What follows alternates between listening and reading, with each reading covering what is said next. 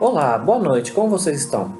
Estou começando aqui meu primeiro vídeo, é um assunto meio complicado, bem delicado, mas que está bem em pauta atualmente. Gostaria de falar um pouquinho com vocês sobre relações abusivas. Vamos parar para pensar um pouquinho. Mesmo se você não está num relacionamento assim, você pode conhecer alguém bem próximo que está passando por essa situação. Um parente, um vizinho, um amigo, um filho, uma filha, um irmão, uma irmã. Para facilitar, eu vou adotar dois nomes. Vou chamar de presa, quem é a vítima, e predador, quem é o autor dos abusos. Agora eu vou relacionar alguns itens que eu percebo nesse tipo de situação. Primeiro, enganação e ilusão. O predador tenta encantar a vítima com demonstrações exageradas de amor, com excesso de afeto, com excesso de carinho, excesso de proteção, iludindo mesmo e tentando demonstrar para a presa e quem está perto da presa que o predador realmente se importa com ela. Começa mais ou menos assim. E logo em seguida você percebe uma pressa no relacionamento do predador com a presa, ou seja, ele já despeja um monte de plano desde os primeiros contatos, já falando de casamento, filho, morar junto, adquirir patrimônio, ficar rico, fazer tudo isso e aquilo. Causa estranheza para todo mundo, menos para a presa, que encantada com essas ofertas aí, vai se iludindo, vai deixando ser manipulada. Nesses momentos, o predador começa a demonstrar vários atos falhos. Ele vive cheio de moralismo, cheio de coisa positiva, mas vira e mexe ele acaba caindo em contradição. Ele contraria algumas coisas que ele fala com palavras, com gestos e mesmo com comportamento. E nos primeiros ciclos começam a surgir as primeiras demonstrações destrutivas do predador. Às vezes agressivo fisicamente, às vezes agressivo só psicologicamente. Para compensar esses atos destrutivos, o predador faz um monte de coisa ou simplesmente fala um monte de coisa positiva. Daí começa a surgir os primeiros ciclos que podem chegar a durar a vida toda em comum do casal. A presa, com isso, começa a criar sentimentos antagônicos de expectativa e insegurança, ficando bastante desestabilizada logo no começo. Uma próxima etapa, também no começo, é o isolamento que o predador vai impor para a vítima. Ele tende a isolar a presa, eliminando as relações que possam atrapalhar um pouquinho seus planos, como os amigos, família, colega de trabalho, pessoas próximas que percebem a má intenção do predador e que a presa não percebe. Ou seja, pessoas que podem abrir os olhos da presa. O predador começa a utilizar armadilhas. E nessas armadilhas ele provoca respostas e reações, podem ser só com palavras ou mesmo físicas, que fogem um pouquinho da normalidade. Dessa forma ele pode transferir para a presa a sensação de desequilíbrio. Ou seja, a vítima passa a se sentir desequilibrada e o autor desses atos se posta como sendo o lado equilibrado da relação. Também ele faz a transferência de suas culpas, ele atribui para a vítima, e não só para a vítima, dessa vez ele já começa a atribuir às pessoas próximas da vítima tudo que não tiver na normalidade. Assim, além dele parecer que é o lado equilibrado, também parece que as coisas que ele faz são as coisas normais. E o que a vítima, ou seja, a presa... Passando uma moto. Que a vítima ou a presa não está na normalidade. Assim ele consegue se postar como ser superior e por aparentemente estar sempre ou quase sempre certo. Também, além de transferir essas culpas, ele transfere os defeitos.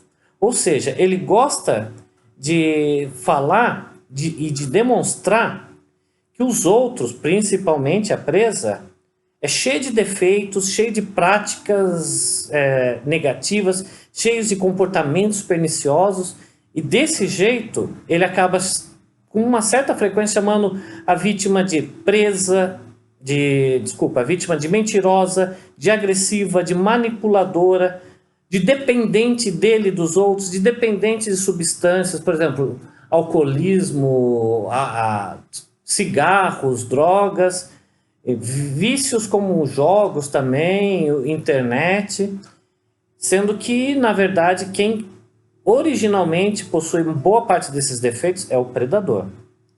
E assim também ele consegue tentar demonstrar que o seu caráter é melhor do que o caráter da vítima, da presa e das pessoas próximas à vítima.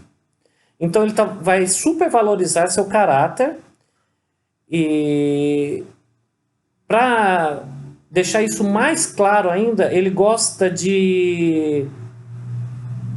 Agora um carro. Ele gosta de se mostrar como uma pessoa bondosa, uma pessoa tolerante, porque ele aceita estar com a vítima e compartilhar uma relação com a vítima, com a presa, mesmo com tanto defeito que ele insiste que ela tem. Numa próxima etapa, a tendência dele é começar a privar a presa de coisas que são importantes para ela, como, às vezes, uma religião. A pessoa tem a sua religião, frequenta uma igreja, um culto, alguma coisa, ele começa a atrapalhar isso, começa a atrapalhar o emprego, começa a atrapalhar os estudos, muitas vezes acaba fazendo até a pessoa abandonar o emprego ou o estudo, faz a pessoa se afastar da família, se afastar dos amigos. E outra coisa que eles também têm o hábito de fazer é começar a privar a vítima de situações que lhe eram agradáveis antes, como gestos, palavras, comportamentos. Por exemplo, deixa de dar um bom dia, um boa tarde, uma boa noite, quando ele faz um lanche não oferece para a pessoa. E quando eles têm, por exemplo, filhos juntos, ele deixa de brincar com os filhos, passa a não dar mais atenção para os filhos. Essas coisas têm um impacto psicológico grande na vítima. Ela começa a ter a necessidade de solicitar, de pedir, de implorar essas coisas para o predador, para o autor desses atos. Numa próxima etapa, ele pode começar a privar também de coisas físicas, financeiras.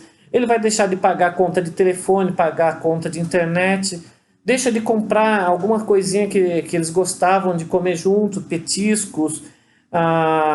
Pode até levar a cortar plano de saúde, plano odontológico, para fazer que a presa comece a se humilhar, implorando para ele o restabelecimento de algumas coisas que ele foi privando com o tempo. A partir disso também, ele começa a fazer uma desapropriação de coisas da vítima, que pode ser desde financeiro, como desviar dinheiro mesmo, ou reter salário da vítima, pode capturar para ele bens, pertences da vítima, como um celular, um celular, um notebook, alguma coisa, ou até mesmo um carro, uma situação um pouco mais extremada. E muitas vezes ele faz essas articulações de forma escondida, mas ele não se importa nem um pouco com a vítima ou com as pessoas próximas à vítima, que muitas vezes são enganadas junto. Depois disso, ele começa a dar um certo abandono. Isso é premeditado e tem uma intenção bem definida de levar a vítima a ver que ela sozinha não consegue subsistir. Então ele vai abandonando a presa, e quando eles têm filhos, também pode abandonar os filhos, fazendo ela sentir falta de coisas básicas mesmo, como escola, medicamento, plano de saúde,